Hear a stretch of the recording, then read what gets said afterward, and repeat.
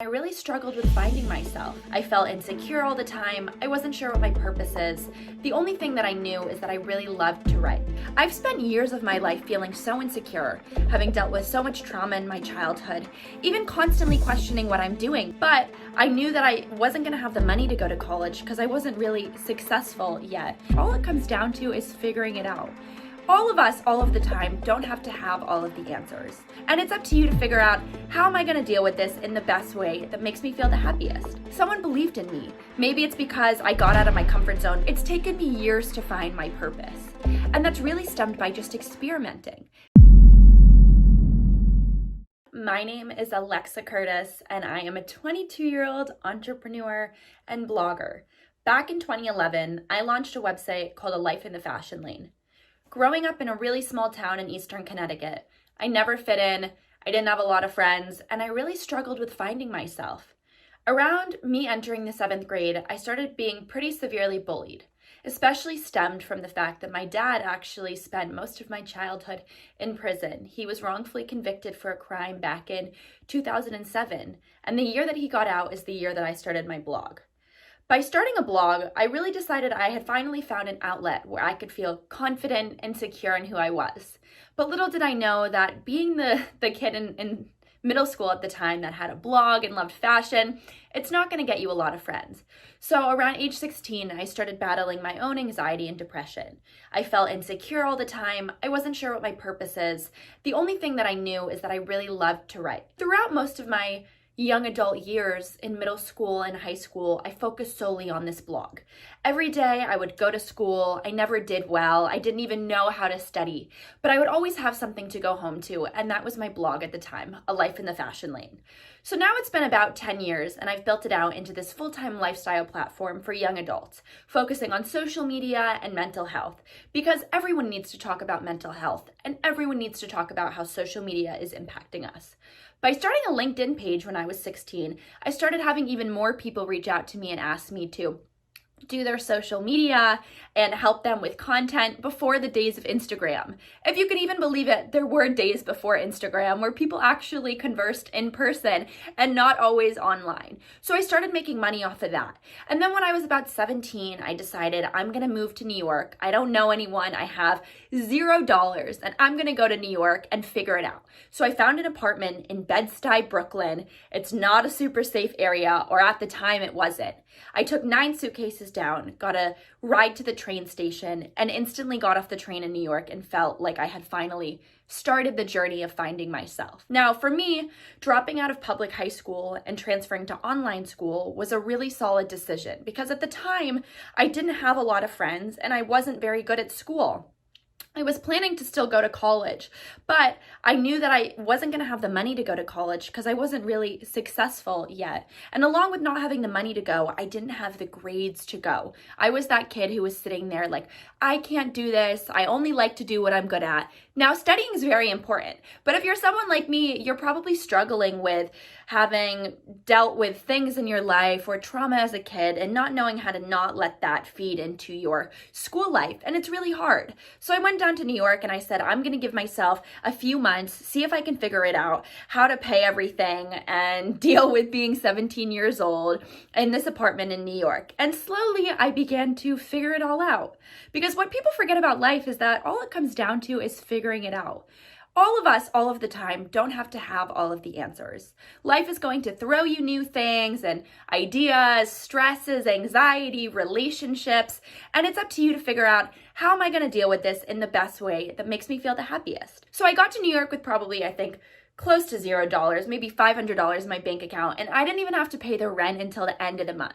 So at the time, I was solely blogging about fashion, and I decided I'm going to go into a Sally Beauty Supply store, which is a store in New York, and I'm going to take pictures of brands. And I went in with my phone, and I took pictures of brands. My parents were not in support of this. They thought I was absolutely nuts, but they were too busy figuring out their own lives. My dad, having just really gotten a real job after years of having to deal with having so much stuff happen because he was wrongfully convicted, my mom working so many hours a week as a nurse, the last thing that they had to think of was me. So I kind of just snuck away and went.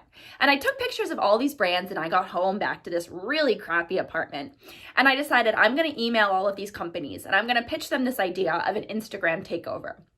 I had maybe 700 followers on Instagram at the time, and I got one reply. And that day I made $1,500, which paid my rent for that month, on an Instagram takeover, which meant that even though I only had 700 followers, someone believed in me. Maybe it's because I got out of my comfort zone by emailing them, or because I solely decided I can do this and someone will reply. Now, I didn't get a reply on the first email. I emailed hundreds of different companies that I'd all taken pictures of at the store, but all I needed was one person to reply. And slowly from there, over the course of a few years, I managed to email more brands and really build a name for myself, especially by pitching producers emails that I would find online or on LinkedIn and talk about social media, talk about fashion. And then when I was about 18, I got approached by an online therapy platform, and they wanted me to speak at a conference in New York. And I walked away from that conference and I was like, wow, I've spent years of my life feeling so insecure, having dealt with so much trauma in my childhood, even constantly questioning what I'm doing because everyone wants me to go to college. But at the time, I still couldn't afford to go, even though I didn't know that this would necessarily become a full-time career. I knew that college didn't at the time feel right for me. So I walked away from that conference in New York when I was 18, and I decided I'm going to start something. So myself and a therapist who I met on the panel started this program called MINT, which is Media Impact and Navigation for Teens. And it was an in-person talk for about an hour in schools that you would go in and sit as a student and listen to a panel of therapists, including myself, talk about our own mental health struggles, similar to what I'm talking about on here, and really help guide young people through those difficult times, whether you're facing anxiety or depression, wanting to self-harm or even cut because of the fact that you're dealing with these things. And that was a really successful program.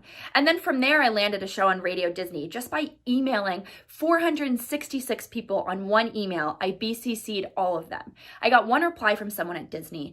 And after 2 years or so of living in Boston, I left everything behind to move to LA and follow my dreams. And that's where I am today. Now, the show wrapped last year, but I started a new program. I'm working on a new podcast. And really, all I've learned in life is that you don't have to have it all figured out. Even though the world, like I said, is going to want you to and expect you to leave high school and know what college you want to go to, or leave college and know what you want to do for a career, it's taken me years to find my purpose.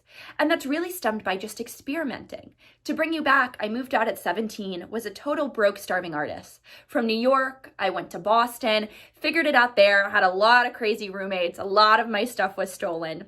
And then I had this idea to pitch the show to Disney, and that's what I did, and that's how I landed it. So in those moments when you're feeling stressed and anxious and not knowing what to do, go for a walk, try a new coffee shop. You don't have to do something like skydiving or bungee jumping every day to get out of your comfort zone and feel fearless. You simply have to try a new coffee shop. You don't know who you're going to meet, or maybe accidentally walk into a new building one day, because maybe in that building you're going to meet that person who shows you what life is really about and inspires you to get this new internship or a new job.